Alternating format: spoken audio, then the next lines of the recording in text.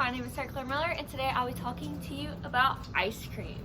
So I'm a lifelong ice cream connoisseur. I love ice cream. It is my favorite dessert or just anything to eat. I could eat ice cream about any time of the day for any meal. It is a great thing in this world.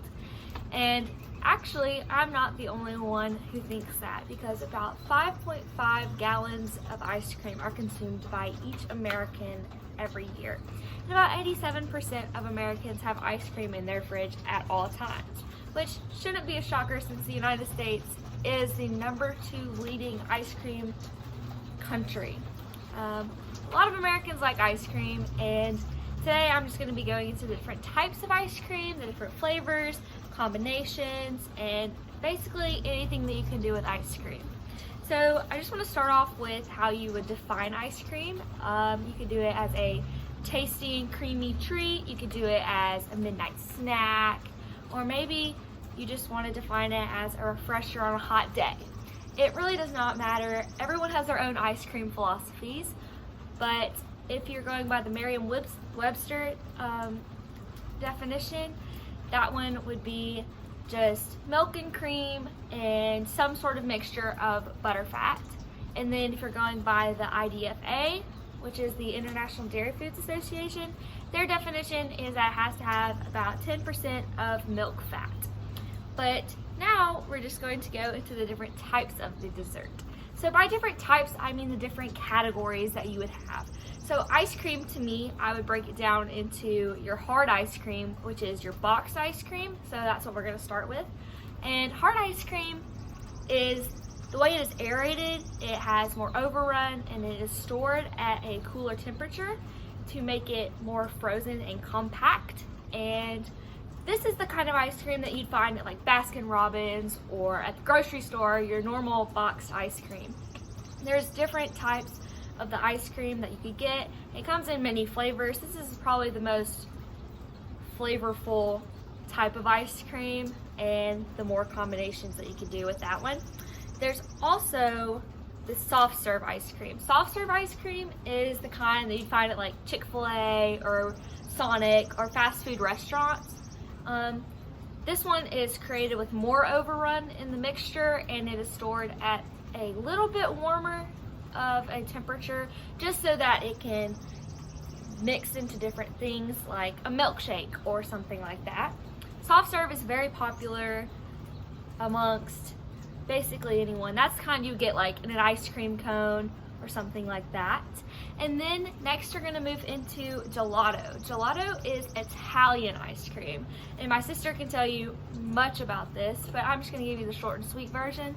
So gelato is basically more creamy and richer, and it contains a little bit more milk and a little less cream, and it's just, they store it at a lower temperature, and it's made that way because it's not going to freeze your mouth as much as regular American ice cream would, and that makes you more able to taste it, which is a really fun fact about that one. And there's generally no egg yolk in it, which is very popular among American ice creams.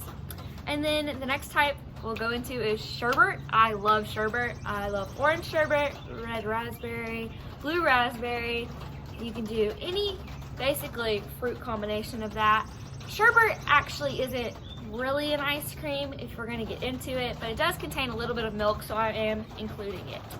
So the ice cream that you have with sherbet, you can do many different combinations, but if we're going into the technical variations of sherbet, it is only 2% milk, and ice cream normally is made up of around 50% milk, and that's basically the only difference, besides that sherbet is made on a fruit puree. And then next I'm just going to go into sorbet. Sorbet is not an ice cream at all. I just think that I should include it in the different types of ice cream because some ice cream stores do actually have it. Sorbet is basically just like your popsicle or a frozen Kool-Aid or some kind of frozen drink like that. It can be a lemon sorbet or any type of fruit. It's basically just fruit, sugar, and syrup. It's basically like a snow cone. Next we'll get into the different flavors of ice cream. is there's probably over 45 different flavors, probably more. And you got your basic ones like vanilla, and then the many different types of vanilla. It can be broken into many different categories. You can have your homemade vanilla, you can have vanilla bean, you can have French vanilla. There's different types. Next you can have chocolate, which you can break down into fudge, any type of chocolate swirl, anything like that. You can have your strawberry ice creams, you can have Rocky Road, cookies and cream, you can have any type of cotton candy, or the weird flavors that are mainly geared toward children, but you can also have your more delicate flavors and the ones that are more appreciated by adults too. So ice cream is for everyone.